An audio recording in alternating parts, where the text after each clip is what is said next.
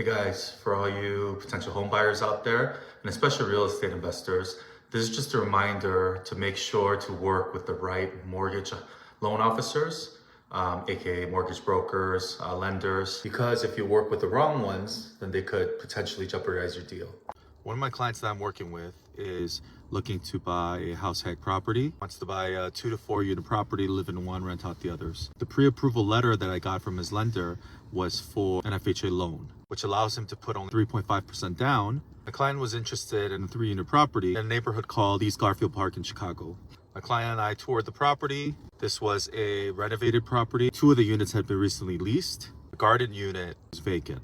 So if he were to move into this property, he would live in the garden unit while collecting rents from the other 2 units. The problem is, for the FHA loan, there's strict guidelines for 3 to 4 unit properties. And one of them, the self-sufficiency test. And basically what the HUD guidelines say is that 75% of the total rent must be greater than the PITI plus mortgage insurance. And it is very difficult for any 3 unit property in the city of Chicago to pass a self-sufficiency test. This is about 30 in Chicago, generally much bigger than what you get. This means that full rents. Anyways, my client happened to find this loan officer of a very popular real estate forum.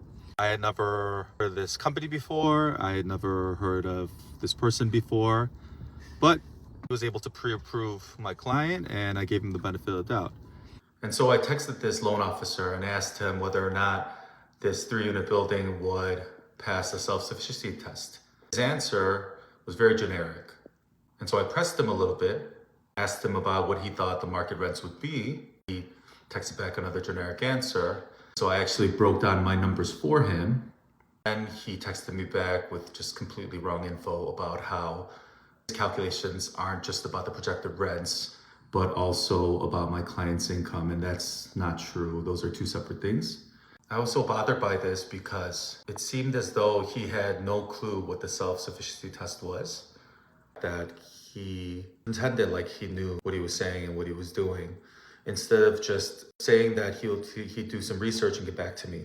I had to check with 2 other loan officers, a couple of my investor friends, and ask them to run the numbers and see if it would be a good FHA candidate. And all of them said, no, this would not pass the self-sufficiency test, and thus it wouldn't be FHA approved. Basically, if we had gotten our offer accepted, we would have lingered in escrow. 2 to 3 weeks would have gone by, and eventually it would have fell through.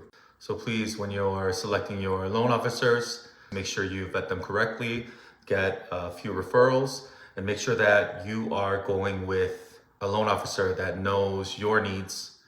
Make sure you go with a loan officer who invests him or herself, or someone that has worked with tons of investors. Thank you for watching this video. Please like and follow for more real estate tips.